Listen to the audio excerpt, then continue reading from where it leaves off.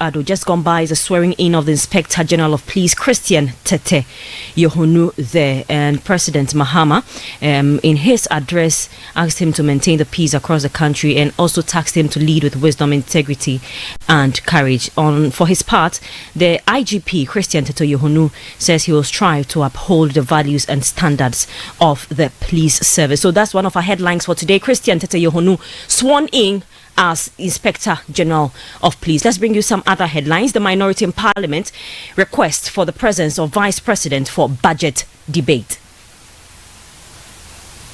So I want the Business Committee to amend this and have a time allotment for Excellency the Vice President, Professor Jenana Bukwaji, to be here and debate the President's budget. Also coming up in this bulletin, rising tides submerge over 40 homes in Kele in the Wejagbawe municipality of the Greater Accra region as residents fear a total wipeout of the community. Already I'm in the sea because so at times the water will climb the window and then it will come inside the bedroom. Then we are pleading with the government to come in aid and support us. And later, students of the Gambaga College of Education appealed to the government to evacuate them from the school, fearing for their lives after a series of armed attacks. This bulletin is live on a number of our partner stations. In the Upper West region, we're on Tupani Radio 88.5 in Nadoli, Jirapa, 96.1 FM in Jirapa. Upper East region, Recast 92.1 FM in Bongo Namu. Northern region, North Star Radio 92.1. Northeast region, Nobia FM 98.1. Nalerugu. Western region, Beach 105.5 FM and Sky 93.5 both in Takrade. Ashanti region, Focus 94.3 FM on KNUST campus and Orange 107.9 FM in Kumasi. In the Volta region, we are on Sela Radio 97.1 in Dabala. Holy FM 98.5 in Aplao. Savannah region, Kasha 99.5 FM in Damongo, and in the Bono region, we are on Greener 95.9 FM in Sunyani. Across the globe, we are live on citinewsroom.com. Citi Prime News at 12 midday. Update you on all the running stories and connect you to the newsmakers. We all come back. Now, the minority in Parliament has requested the presence of Vice President Professor Nana Jane Opoku-Agyeman in the House on Tuesday to participate in the debate on the 2025 budget. This request is based on Article 111 of the Constitution, which allows the Vice President to participate in parliamentary proceedings. The Member of Parliament for Okaigwe Central, Patrick Boama, reacting to the presentation of the business statement for next week, stated that the Vice President's extensive experience in the education sector should be reflected in the government's economic and financial policy. It will be very, very important to see her in action on the floor, debate the President's economic and financial policy, especially having been a former Minister for Education. It will be very important for her to be here to articulate the policy decision of His Excellency President Mahama.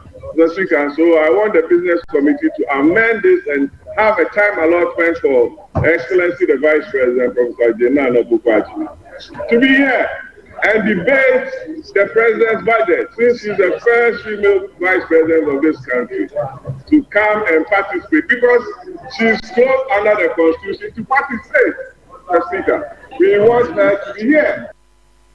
That was a Member of Parliament for Okaigwe Central, Patrick Boama. The Chairman of the Finance Committee, Isaac Adongo, however, dismissed the call. Here are his arguments. A few weeks ago, you were sitting here and you were programming this committee meeting. Did you program the Vice President then to appear in this house, or he was not entitled, or you are appearing here and nodding of his head constituted participation? Unfortunately, the Vice President has very busy things to do. She doesn't want to come and be nodding her head. But if you say she has been very quiet, we cannot force you to listen to her. But yesterday, I listened to her, and many other Ghanaians listened to her. But you can refuse not to hear. If you, in the chamber, at the appropriate time, she needs to be here, she will be here. But we are taking a cue from His Excellency Dr. Mahmoud Bawumia. She never appeared here. He only appeared here to nod the head. We never heard him in the answers. We have never heard him in the answers and the hunger does not capture nothing of head. That was the chairman of the Finance Committee of Parliament, Isaac Adongo. Now, the minority leader, Alexander Afenyo-Markin, has expressed worry over the government's lack of appreciation for the services rendered by the former Inspector General of Police, Dr. George Ekufu-Dampare. This comes after President John Dramani Mahama relieved Dr. Ekufu-Dampare of his duties, replacing him with Christian Tete Yohonu as the new Inspector General of Police. Speaking on the floor of Parliament, Afenyo-Markin indicated that the communication from the government spokesperson on the removal of Dr. Dampare failed to acknowledge his contribution to the police service. We heard that the president has sacked him, and in his place, COP Yohonu is taking over. The president has dismissed the IGP. In the statement from the government spokesperson and the minister in charge of government communication, there was no gratitude being expressed. The statement issued was to the effect that the president has made a new appointment. So the IGP Dampare was sacked yesterday, and there's going to be a swearing in tomorrow. Mr. Speaker, on the business statement, I was expecting the honorable member who presented the business statement to have talked about the electricity situation. Yes, Mr. Speaker, I read the Electricity Company of Ghana scheduled outages on March 11 and 12 across Ashanti, Volta, Greater Accra, and Tema, while unscheduled cuts like 24-hour blackouts were reported. And Mr. Speaker, this compounded the suffering of households. The minority leader also demanded the summoning of Greater Accra Regional Minister Linda Oklu over concerns of malfunctioning street lights on roads leading to the Jubilee House, arguing that it poses a threat to the security of the president. On the road leading to the Jubilee House, we know that the Minister for Greater Accra promised us that our light will be on, the street light will be on. Mr. Speaker, it's not good for the security of the presidency if the entire route leading to the office of the president is so dark, and this is in the heart of the city. It is worrying. So I would plead that the leader of government business programs the Minister for Greater Accra to come and assure this House of the steps she is taking to address the situation. We need sufficient street lights in the city, particularly so in the area where the seat of government is located. So that is my second prayer to the leader of government business, to include this in the business for the ensuing week. Minority Leader Alexander Afenyo-Markin. Now, the Minister for Energy and Green Transition, John Jinapor, has inaugurated a 5-member committee to investigate issues arising from the flooding caused by the spillage of the Akosombo Dam in September 2023. This initiative is part of the government's commitment to managing the impact of environmental events and ensuring the safety of livelihoods of affected communities. Chaired by Engineer Kekofi, the committee is tasked with examining the events that led to the spillage. We have to set up a committee to investigate the Akosombo Dam spillage. What led to it? What lessons could we have avoided the calamity that befell the nation? Some recommendations in the future so that we can learn some lessons. And also, if there ought to be compensation, how do we go about the compensation? I recall that the Minister of Finance did mention some element of compensation as far as the spillage is concerned. So we want to appeal to you to be able to do this within 1 month, basically to determine what led to the spillage, the response, were there any challenges, were there any lessons, and what we can learn from this going forward. Now, the Minister for Energy and Green Transition, John Jinapor. This is still City Prime News. Still to come, rising tides submerge over 40 homes in Kele in the Wejagbawe municipality of the Greater Accra region. We'll be bringing you details shortly. Please stay with us. City Prime News at 12 midday. Update you on all the running stories and connect you to the newsmakers. This year, something magical is happening. A celebration of tradition, flavor, and community. Welcome to the Back to Your Village Food Festival 2025. Taste the heart of your heritage with mouth-watering dishes from across the country like Ademe with Akple, Tozafi with Ayoyo soup, Kokonte, Apopransa, Rare Quine, and many more. From rich spices to sweet treats, it's a journey for your senses. We're taking you back to your village. Oh yes, let's recreate our age-old recipes. But it's not just about food, you know. We're celebrating culture, connecting with family, and making memories that last a lifetime. This March, let's come together and discover the flavors that make us who we are. The date is 29th and 30th of March 2025. The venue, Accra Metropolitan Assembly, and the time is 10 a.m. through till 6 p.m. each day. The Back to Your Village Food Festival 2025,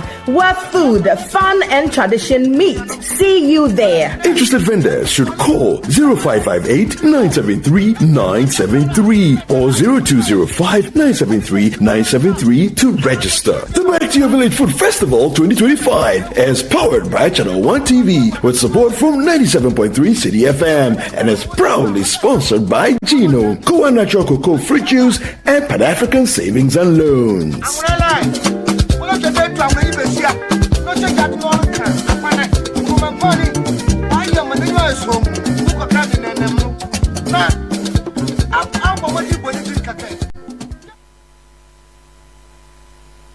City Prime News at 12 midday.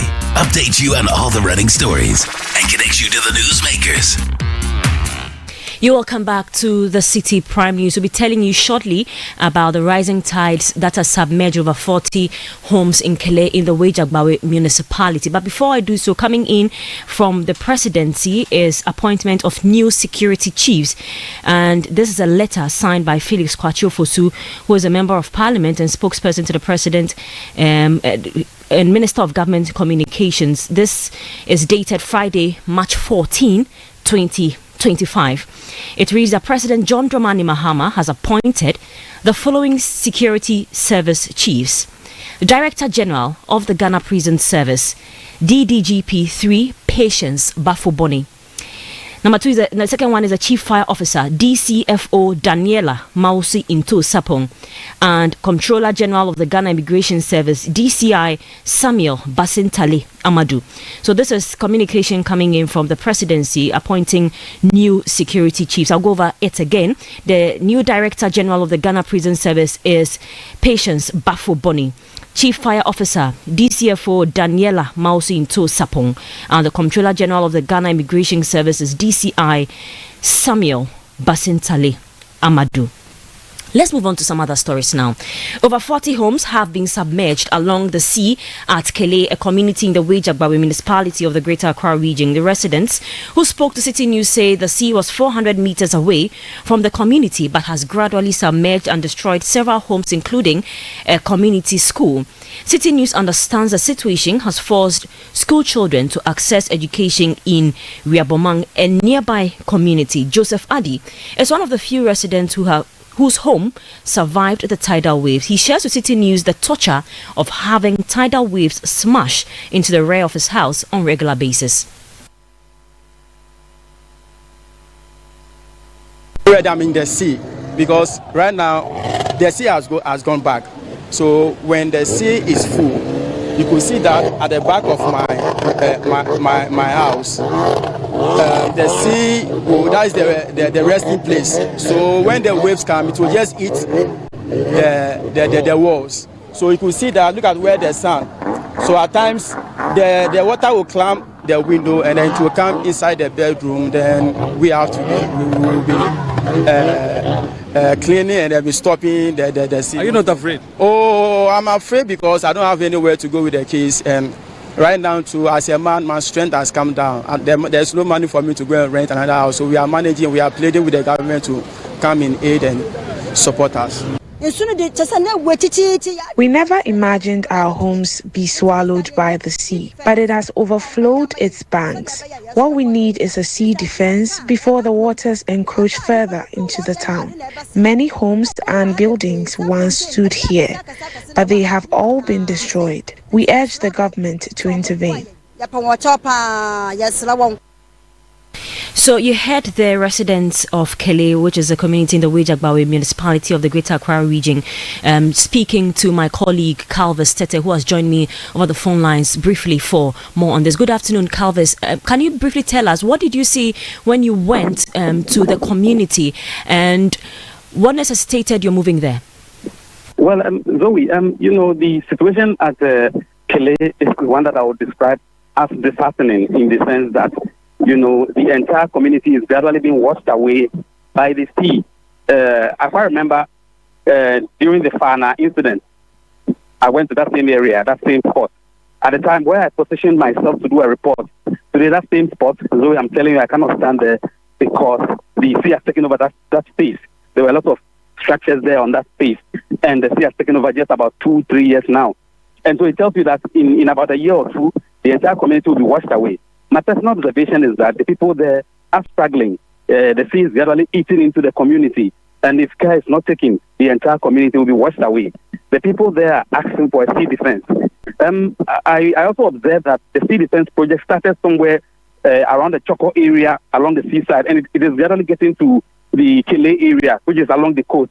It ended there, and so they are calling that it continues towards the Kele area, so that at least they can have some peace of mind, Zoe.